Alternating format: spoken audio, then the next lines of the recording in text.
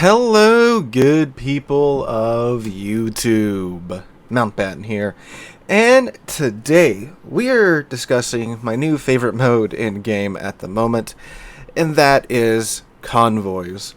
Convoys this time around, it has been actually fun to play.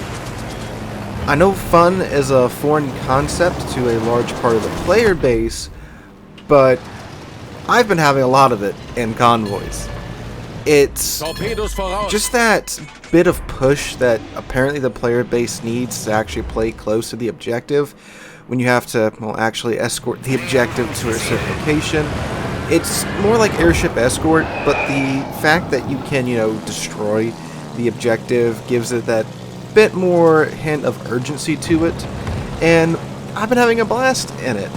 A lot of ships that are out of meta are doing pretty well in it, like the GK and a lot of the German battleships, and of course the other ships that are more close quarters oriented are doing very well. That being said, of course there are improvements that still need to be made with the mode, and we'll be talking about that today, what I think the mode does right, what I think it does wrong, and where some improvements can be made. So let's talk about what it does right. Of course, the close quarters nature of the mode. I like that it forces you to play the objective, more so than pretty much any other mode in the game, except for, of course, like airship escort. In domination and standard battle, many players simply ignore the cap points because at the end of the day, they are important, but in many cases in today's World of Warships, the games are kind of over before they really have a chance to matter.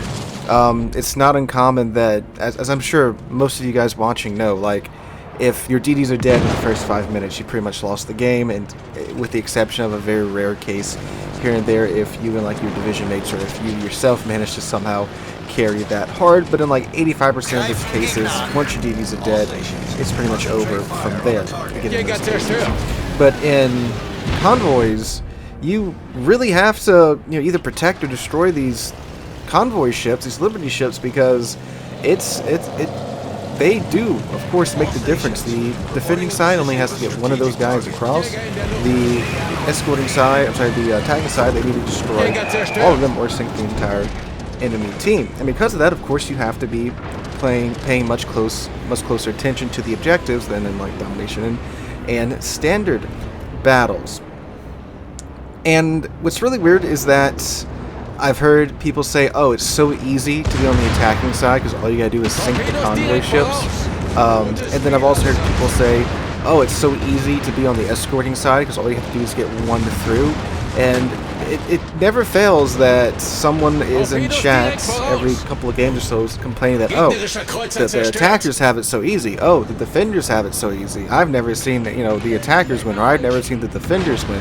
Having played a lot of this, I mean, we had 2 full streams on Convoys for the past 2 streams that we had, the Tuesday stream and the Friday stream. Both sides do win. It does come down to how well does your team play the objective. How well do they escort those convoy ships, or how well do they destroy those convoy ships? If they're off in the back just playing random team deathmatch in a corner of the map and not paying attention to the convoy ships, then yeah, obviously that's not going to help out your team too much. And it's really, it's a nice change of pace to where you go, hold up a second, I don't need to worry about these 3 enemy ships that are up in this corner of the map. I need to go with my Liberty ships and make sure they get through. I had to catch myself doing that quite a few times on stream, as those of you that were there know, because it doesn't matter if they are sunk, it matters if the Liberty ships are sunk or not. And another complaint that I've seen is that, oh, well, they don't play the objective, this is a stupid mode, yada yada yada, Wargaming bad. Here's the thing, go play any other online shooter, vehicle combat game, or whatever that has a similar mode to this, and guess what? The exact same problem is there. Because at the end of the day, as much as the devs might encourage you to sit on the the objective, the payload, the whatever you want to call it. I say payload because I used to play a lot of Overwatch back in the day before Overwatch 2 was a thing, where they make you pay for a roster update. But anyway, the same thing is there. The same problem is there. You have teammates that don't play the objective. And that's not really something the devs can fix. They can give you all the points in the world for being near the objective and such, but if player XYZ wants to go fight player 123 in the corner of the map, they can't really do much about that. But yeah. Now, I know I just entered into a tangent that we'll revisit later, but so what did you like? It makes you play in close range. You really have to pay attention to the objective. So, you know, it kind of it doesn't, not that it kind of, it does encourage you to play the objective, because you're going to lose if you're not. It's not like standard and random battles where you can just, you know, kind of screw off for a large portion of time. So I like that, and I like that there is this you know, up sometimes 3 different routes that the convoys can take. That way, you know, the enemy team can't just dogpile one line and just sit there and wait for the convoys to come through. There's 3 separate routes they do have to cover. Although I do notice on some maps that there is kind of just a route that there's no hope of defending it. Like on Two Brothers, I think it's the westernmost route. It's just far too open, and I've never seen one of those convoy ships get through to the objective. So those are the 3 main things I like about the mode.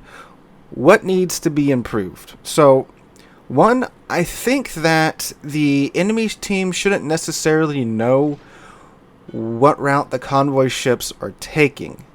Now, I don't mean like have completely random routes that are randomly set up. I'm talking about maybe have like 3 or 4 or, you know, 5 or 6 different routes that the convoys could take, and not let them know on their minimap where exactly they're going to be. Because that should be the enemy team's job, to find out where the convoy ships are at. Now, they can know where they're going. I mean, like in World War II, the Germans knew that, hey, all these convoys from North America, they're going to the UK. That's fine, but maybe not let them know exactly where they're going to go. So have a set amount of routes that the convoy ships could be randomly taking, and then once you figure out where they're at, then you go, oh, okay, so they're taking this route, or maybe once they're spotted, let the enemy team know this is the route that they're taking. Or it could be like if they're halfway there, then, you know, once they're spotted, it shows them the rest of the route. Because, of course, there's the CVs that can fly over the first 2 minutes of the game, and oh, well, there's the convoy ships. I think that would lead to a bit more variety and randomness to the game mode, and you can even get some very hectic situations out of it. The second thing is that as much as the game does, of course, encourage you to protect or destroy the convoys by winning or losing, I think that they should give you some type of additional reward for sinking the convoy ships or for escorting the convoy ships. Like if you're in, let's say, if you're in close proximity to the convoy ships, you get a a defended the objective ribbon, or like an escorter ribbon that's kind of the same, you know, XP and credit reward as a defended the cap ribbon. That would encourage players to actually stay near the convoy ships in order to, well, you know, facilitate objective gameplay more. And that's something that other modern first-person, third-person vehicle combat games do. Again, going back to Overwatch, you would get points just for literally sitting on the objective as it was being escorted through the map. So I think that should be something that should be rewarded here. I know in airship escort, that's done by making the airship go faster. I think that works out very well. So something similar should be applied here. That, or maybe let one of the convoy ships be able to repair the ships around it, like in Operations. I'm not talking about anything crazy or anything like that, but, you know, just a slow, gradual repair. That could be something that could be done too. Thirdly, I do think the convoy ships need to be able to maneuver to some degree. Now, this go round, if you haven't read the patch notes, they disabled the convoy ships from turning. They can no longer maneuver. They can accelerate or decelerate to dodge torpedoes, which is one of the most common weaponry forms used against the convoy ships, but they can't turn. Which means that it's pretty easy for something like a Shimakaze or like a Jinan to just dump a wall of torpedoes at the convoy line, and yeah, they can slow down, but I mean, like, it's not really that great at dodging 15 Shimakaze torpedoes. And these ships have very little HP, so like one Shimakaze torp, the convoy ship's got like, I think, a few thousand HP left. I'm pretty sure the deep water torpedoes pretty much one-shot them in most cases. So I do think they need to be maneuverable to a limited degree. Now, I get before when they would go like way off course. Yeah, that kind of sucked. That would really slow them down from getting to the objective. But, you know, maybe a happy medium where they have really good acceleration, deceleration, and some limited degree of maneuverability because, again, dodging 15 Shimakaze torpedoes is it's something. All right. So, yeah, those are the three biggest things that I see right now that need to improve this convoy mode. And if they could get that nailed down, I think that this mode will be ready to go and be able to add into the game permanently.